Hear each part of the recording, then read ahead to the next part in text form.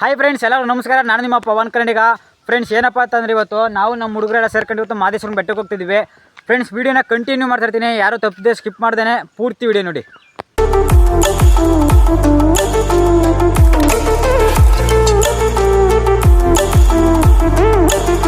Friends, ಇವಾಗ ನಾವು ಗಾಡಿ ಎತ್ಕೊಂಡು ನಾವು 3 ಜನ ಹೋಗ್ತಿದ್ದೀವಿ. ಈಗ ಮುದ್ದೂರಲ್ಲಿ ಗಾಡಿನ ಬಸ್ ಸ್ಟ್ಯಾಂಡಲ್ಲಿ ಸ್ಟ್ಯಾಂಡ್ಗೆ ಹಾಕ್ತೀವಿ ಗಾಡಿನ. ಒಂದು 20 ರೂಪಾಯಿ ಕೊಟ್ಟು 2 ದಿನಕ್ಕೆ ಗಾಡಿ ಹಾಕ್ತೀನಿ.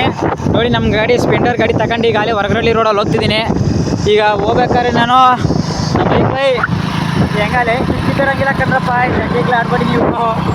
ಫ್ರೆಂಡ್ಸ್, ಈಗ ನಾವು ಗಾಡಿ ತಗೊಂಡು ಸ್ಪೆಂಡರ್ ಗಾಡಿನ ನೋಡಿ. ಪಾಪಾ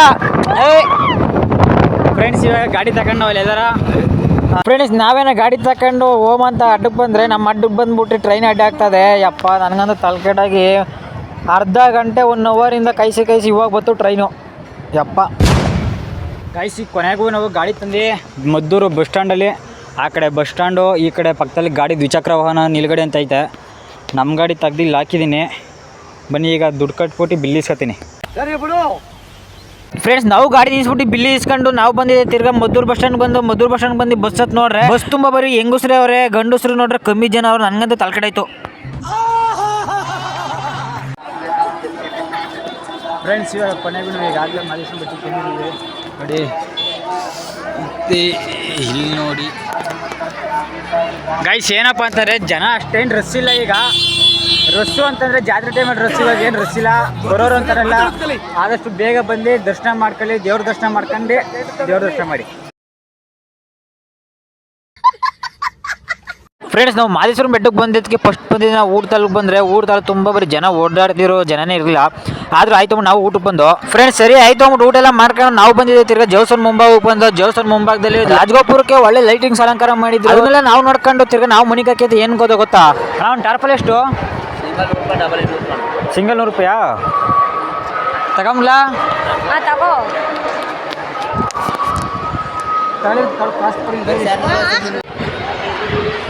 ಡಬಲ್ ತಗಲ.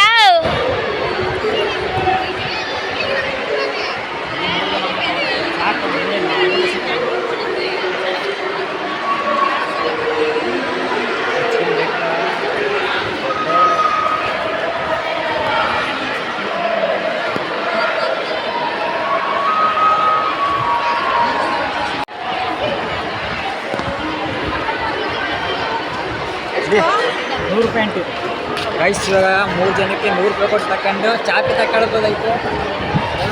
ಈಗೇನು ಮಾಡೋಕ್ಕಾಗಲ್ಲ, ಹೋಗಿ ಮನೆ ಕೇಳಬೇಕು, ಇಲ್ಲ ಜಾಗ ಹುಡುಕ್ಬೇಕು. ಮನೆ ಕೇಳೋಕ್ಕೆ ಬನ್ನಿ ಹುಡ್ಕೊಂಬ ಜಾಗ. ರೈಸ್ ಕೊನೆಗೂ ನಾವು ಮನೆ ಕೇಳೋಕ್ಕೆ ಜಾಗ ಹುಡುಕಿರೋದು ಎಂಥ ಜಾಗ ಅಂತಂದರೆ, ನಮಗೆ ಇಲ್ಲಿ ನೆಮ್ಮದಿ ಯಾವ ಥರ ಸಿಗ್ತದೆ ಅಂದರೆ, ತಣ್ಣಗೆ ಹೊಂಗೆ ಮರ ಅದೇ ಮಣಿಕಕ್ಕೆ, AC ಬೀಸೋಂಗೆ ತಣ್ಣಗೆ ಗಾಳಿ ಬೀಸ್ತದೆ. ನಮಗೆ ಇನ್ನೊಂದು ಥರ ನೆಮ್ಮದಿ ಅಂತಂದರೆ ನೋಡಿ, ಅಲ್ಲಿ ನಮ್ಮ ಮಾದಪ್ಪನ ಗುಡಿ ಮುಂದೆ ನಾವು ಮಣಿಕತ್ತಾ ಇದ್ದೀವಿ.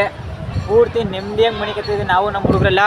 ಫ್ರೆಂಡ್ಸ್, ನೋಡಿಲಿ ನಮ್ಮ ಹುಡುಗ ಲಿಖಿತ, ನನ್ನ ತಮ್ಮ. ಫ್ರೆಂಡ್ಸ್, ಇವತ್ತಿನ ವೀಡಿಯೋ ಇಷ್ಟೇ. ನಾಳೆ ಪಾರ್ಟ್ 2 ವೀಡಿಯೋ ಹಾಕ್ತೀನಿ. ಅಲ್ಲಿವರೆಗೂ ನಮ್ಮ ಪೇಜ್ನ ಸಬ್ಸ್ಕ್ರೈಬ್ ಮಾಡಿ, ಹಾಗೆ ಒಂದು 4 ಜನಕ್ಕೆ ಶೇರ್ ಮಾಡಿ. ಸಬ್ಸ್ಕ್ರೈಬ್ ಮಾಡೋದು ಮಾತ್ರ ಮರಿಬೇಡಿ.